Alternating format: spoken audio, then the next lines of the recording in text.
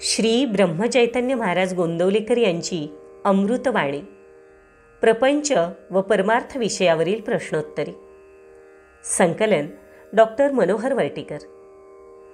परमार्थाविषयी महाराजांना विचारल्या जाणाऱ्या प्रश्नांपैकी 3 प्रश्न या भागात आपण घेणार आहोत. प्रश्न क्रमांक 1. वृत्ती म्हणजे काय? महाराजांचं उत्तर: बाह्य जगाचे आघात आपल्यावर होतात, त्यामुळं आपली जी प्रतिक्रिया होते, मग ती सुखाची, दुःखाची, अभिमानाची, कामाची, लोभाची कसलीही असो, तिचे नाव वृत्ती. परमात्म्याकडे वृत्ती वळवणे म्हणजे भक्ती करणे होय, आणि कोणत्याही परिस्थितीत वृत्ती स्थिर ठेवणे म्हणजेच खरा परमार्थ होय. प्रश्न क्रमांक 2. उपासना म्हणजे काय?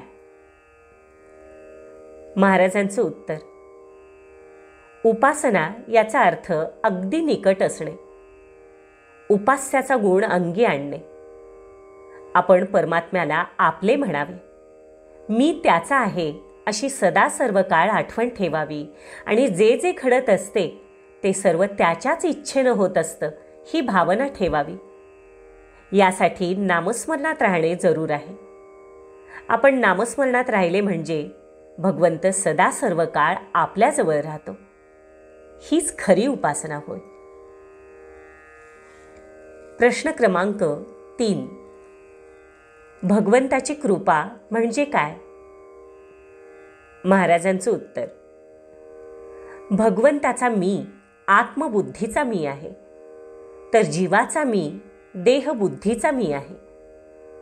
भगवंताचा मी उपाधी रहित आहे, तर जीवाचा मी उपाधी सहित आहे.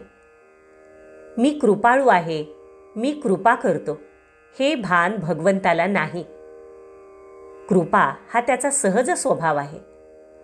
मी साधना करतो, मी साधक आहे, हे भान जीवाला आहे. प्रयत्न करणे हा त्याचा सहज स्वभाव आहे. मी साधन करतो ही जाणीव जोपर्यंत आहे तोपर्यंत भगवंताच्या कृपेचा अनुभव येत नाही. मी साधन करून भगवंत साधत नाही, तो साधणार नाही, हे खरं पटलं की भगवंताची कृपा प्रत्ययास येते. कृपा काम करतच असते, पण कृपे वाचून गत्यंतर नाही हे खरं वाटलं की जीव एकदम शरणागत होतो. लगेच भगवंताच्या कृपेचा वर्षाव होतो व भगवंत जीवाला आपलासा करून घेतो. शिष्याला साधनाचा अभिमान शून्य झाला की कृपेचा अनुभव येतो. डोंगरावर आपण शब्द काढला तर त्याला उत्तर म्हणून आपलाच शब्द प्रतिध्वनी स्वरूपात येतो, परंतु भगवंताच्या प्रार्थनेचा प्रतिध्वनी त्याच्या कृपारूपाने येतो. आपल्याला हव्या त्या गोष्टी देण्यामध्ये भगवंताची कृपा नसून असेल त्या परिस्थितीमध्ये आपले समाधान टिकणे ही खरी कृपा होय. भगवंताची कृपा सर्वांवर अर्थात आपल्यावरही आहेच.